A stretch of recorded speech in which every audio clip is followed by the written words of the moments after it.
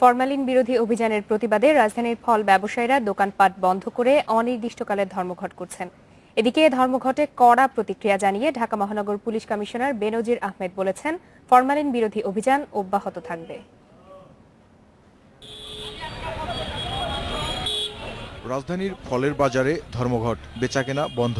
আমের ফরমালিন বিরোধী অভিযানের নামে হয়রানির অভিযোগে এ ধর্মঘট করছে ফল ব্যবসায়ীরা। অভিযান বন্ধ না হওয়া পর্যন্ত ধর্মঘট অব্যাহত রাখার ঘোষণা দিয়েছেন তারা। এর প্রতিক্রিয়ায় ডিএমপি কমিশনার সাফ জানিয়ে দিলেন, ফরমালিনযুক্ত ফল বিক্রেতাদের সাথে কোনো আপোষ নেই। কিন্তু ইন্টার জাতিকে নীরবে হত্যা করে তো ব্যবসা করা যাবে না। তারা বোধহয় তাদের স্থান পরিবর্তন, অবস্থান পরিবর্তন করলে ভালো করবেন। 236টা বাজার রয়েছে ঢাকা শহরে, তারা কিন্তু এই বাজারগুলোতে ব্যবসা করেন। ওই এলাকায় লক্ষ লক্ষ মানুষ এই বাজারগুলো ঘিরে আছে।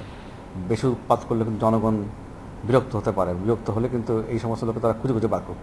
পুলিশ কমিশনার বলেন, ধর্মঘট ডেকে চাপ সৃষ্টির মাধ্যমে ফরমালিনযুক্ত ফল বেচাকেনার সুযোগ সৃষ্টির পায়তারা কোনো অবস্থাতে সহ্য করা হবে না।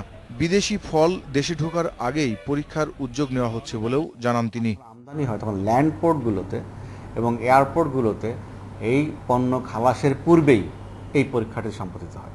রাসায়নিক মুক্ত ফল পাওয়া যায়, শুধু তখনই কাস্টমস ছাড় করবে। এরকম একটা কিছু করার আমরা চেষ্টা করছি। নীরবঘাতক ফরমালিনের বিরুদ্ধে চলমান অভিযানে সাধারণ মানুষকে আরও বেশি করে সম্পৃক্ত করার কথাও জানান DMP commissioner. Mahbub Alam, independent news, Dhaka.